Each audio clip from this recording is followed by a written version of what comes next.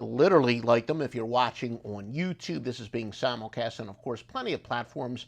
Please feel free to comment, ask any questions, and spread the word, and most importantly, subscribe. On this report, I'm going to take a look at some of my best futures bets for the 2021 and 2022 NFL season. Now, before I get to the specific bets, I want to tell you a little bit about my strategy. First of all, when you're talking about, and in this report it's going to be about NFL over-unders in terms of wins. Strength of schedule can be a little bit dicey because you're asking to look maybe 9 and 10 weeks into the schedule and then guess which teams are the biggest disappointments and the biggest busts and whether or not they're going to have injuries. So I weigh strength of schedule more lightly than most people would, in part because strength of schedule is definitely taken into account when the odds are made. But I really think that is probably the least scientific part of really predicting whether a team is going to go over or under those wins. I always start with guys who touch the ball. Of course, you want to have great offensive linemen. Of course, you want to have a tremendous defense. But the key to winning, it does start with the quarterback, and then the wide receivers, tight end, and running backs. And yeah, I know running backs aren't nearly as important when I first started handicapping professionally back in 1988, but I'm sorry, the biggest disappointments and the biggest bust are usually the ones with the quarterbacks that either exceed their expectations or go below it, and then after that, guys who do touch the ball. It's very rare that a quarterback lives up to performance and they still are disappointing or surprising teams, although you could argue that the team closest to where I'm broadcasting this from, the Atlanta Falcons, might be the exception to the rule. They do have one of the league's premier quarterbacks, but haven't really, at least in recent years, lived up to expectations. Also, disappointing teams from the previous season tend to be the ones that come into this season overvalued, and obviously teams that exceeded expectations the previous season are often the ones that come into this season overvalued. We take that into consideration. So my first pick for the 2021-2022 NFL season when it comes to over-unders in wins from PicksDepot.com is the LA Rams to go under the 10 wins. Matt Stafford, it's no secret, I've always known that he was an overrated quarterback, and quite frankly, I've been all right. I've been right about that. Yeah, I do think there is a possibility of a honeymoon period, and quite possible even the best bet here would be to wait till the Rams get off to a decent start, and maybe that total goes up. I think it's going to be kind of similar to the way Cam Newton was with the Patriots last year. Remember, he started out looking like he was going to be the answer, and then there was a point of diminishing return. Matt Stafford is another one of these quarterbacks that has the tremendous arm, but he's not a very good quarterback. The reason that his teams are always busts, Matt Stafford needs to look in the mirror. I saw this when he was in college. He made bad decisions when games were on the line. He was able to take defeat from the jaws of victory, and then he's been doing that in the NFL. The Rams are overrated. They were heisted in that trade. They also lost a ton on defense. Again, I didn't say that defense is irrelevant. I just said that defense is something that I'm not going to weigh quite as heavily as I am going to be the guys that touch the ball. But Brockers, Johnson, Hill, all the pressure's on Matt Stafford, and frankly, Stafford hasn't handled the pressure. Now, I don't question his mental toughness and his physical toughness. I know he's been through so much with his wife. I respect the man, and I respect him as a family man, and I know he does take a beating. In many respects, he's like Jeff George. Physical toughness is one thing, but as far as his ability to perform in big games and as far as his production matching his talents, no, he does constantly make bad decisions. And Matt Stafford, by the way, as an aside, and this is really important, Stafford's been a guy that the truth is, I don't really do as much live betting maybe as I should. By the time the games start, I'm like, I like to going out to a sports bar with my friends, although last year with the plague, watched everything from home.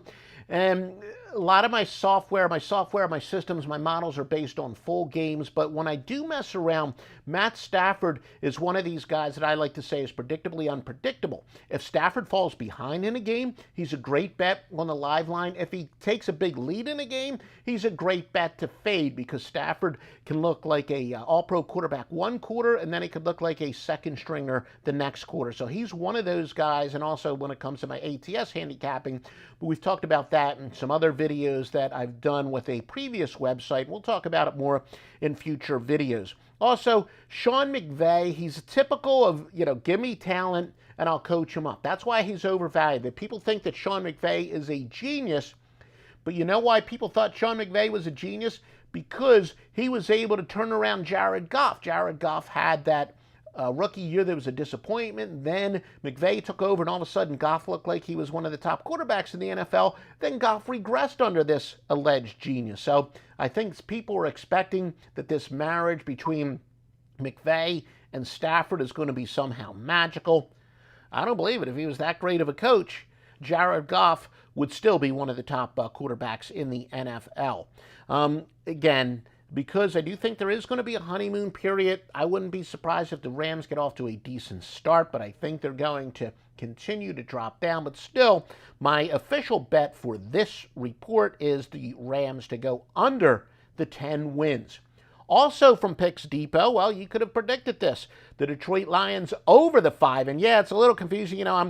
It's a little bit tough for me to make this mental adjustment. I'm thinking Detroit Lions, that's Matt Stafford's quarterback of the Detroit Lions, right? Well, no, of course, the Lions got the better part of this trade. They had 5 wins last year, but of course they have that extra game this season. Jared Goff, much like Matt Stafford, new life. And we saw what happened the last time Jared Goff had new life. He had a fantastic season where he was one of the best quarterbacks in the league.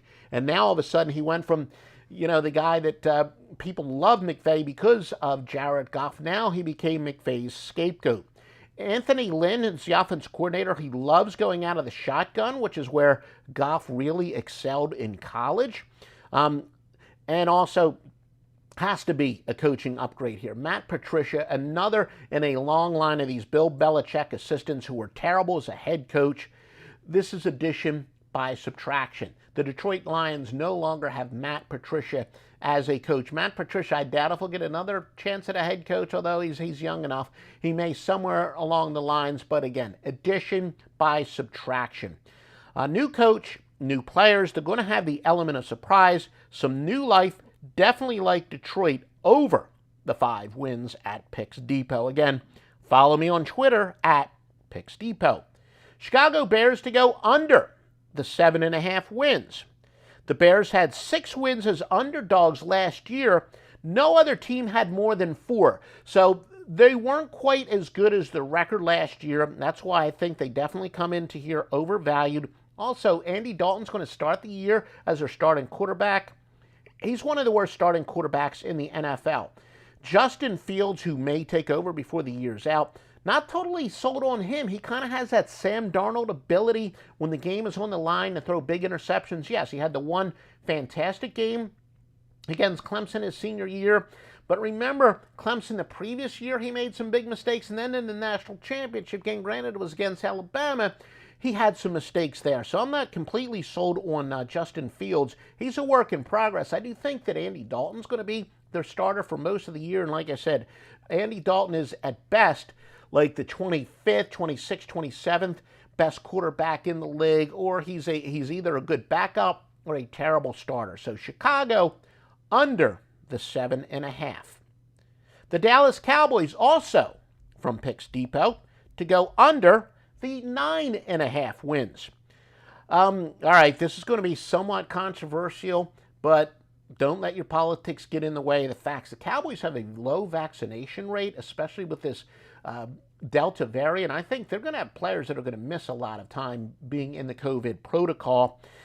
Franchise quarterback Dak Prescott, he's returning from a brutal injury. And remember, Prescott clearly won the job from Tony Romo when he took over for Romo's injury. But the truth is, at best, Prescott's been in a holding pattern since then. It looked like Dak Prescott was going to be the next one, clearly was on his way to being a franchise quarterback, and he's been kind of so-so since.